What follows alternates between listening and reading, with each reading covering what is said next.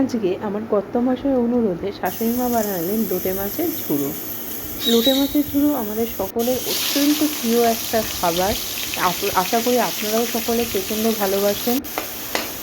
প্রথমে কড়াইতে সরষের তেল দিয়ে তার মধ্যে কেটে রাখা পেঁয়াজগুলো দিয়ে কিছুক্ষণ নাড়াচাড়া করে নেওয়ার পর তার মধ্যে দিয়ে দিতে হবে রসুন বাটা। রসুন বাটা দিয়ে কিছুক্ষণ নাড়াচাড়া করে নিয়ে দিয়ে দিতে হবে কেটে রাখা টমেটোগুলো।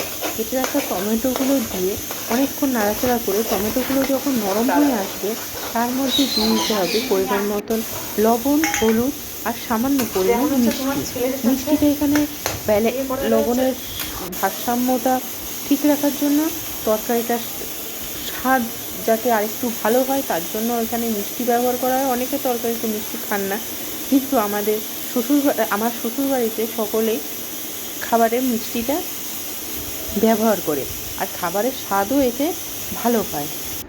তো মিষ্টিটা দিয়ে কিছুক্ষণ নাড়াচাড়া করে নেওয়ার পর দিয়ে দিতে হবে আদা বাটা দিয়ে কিছুক্ষণ কষিয়ে নিয়ে দিয়ে দিতে হবে পরিমাণ মতন লঙ্কার গুঁড়ো। যে যেমন ঝাল খান এখানে তেমন ঝাল ব্যবহার করবেন। এখানে আমাদের বাড়িতে সকলেই প্রচণ্ড কম বেশি ঝাল খায়, এর জন্য এখানে আমরা 3 চামচ লঙ্কার গুঁড়ো ব্যবহার করেছি।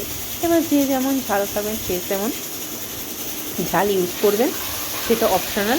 আপনারা কেমন কাঁচা লঙ্কা দিয়ে খাবেন, কাঁচা লঙ্কা দিয়ে খেতে চাইলে কাঁচা লঙ্কা দিয়েও খেতে পারেন, তাতে কোনো সমস্যা নেই, তাতেও খুব স্বাদ হয়।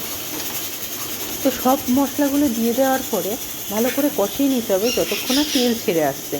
মশলার থেকে তেল ছেড়ে আসলে তার মধ্যে দিয়ে দিতে হবে লোটে মাছগুলো কড়াইতে দিয়ে দেওয়ার পরে দেখতে পারবেন লোটে মাছগুলোর থেকে একটা জল ছেড়ে আসছে এবং লোটে মাছগুলো নরম হয়ে গেছে। এই পর্যায়ে মাছগুলোর থেকে কাঁটাগুলো বেছে তুলে রেখে দিতে হবে। কেন লোটে মাছের ঝুড়োতে আমাদের এখানে আমার যে শ্বশুরবাড়িতে কেউ লোটে মাছের ঝুড়োতে কাঁটাটা খুব পছন্দ করে না। এর জন্য আমার শাশুড়ি মা যখন লোটে মাছের ঝুড়ো করে তখন মাছের থেকে কাঁটাগুলোকে বেছে তুলে ফেলে। তারপরে সেটাকে ভালো করে নাড়াচাড়া করে নিতে হবে।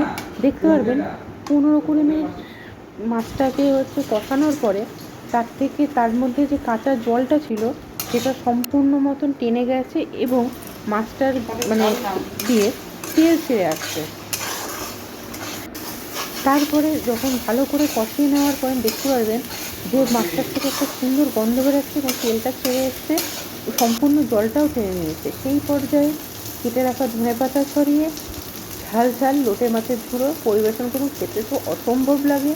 রেসিপিটি যদি আপনাদের ভালো লেগে থাকে লাইক, কমেন্ট, শেয়ার এবং সাবস্ক্রাইব করে আমার পাশে থাকবেন আরও নতুন ভিডিও দেখার জন্য। নমস্কার।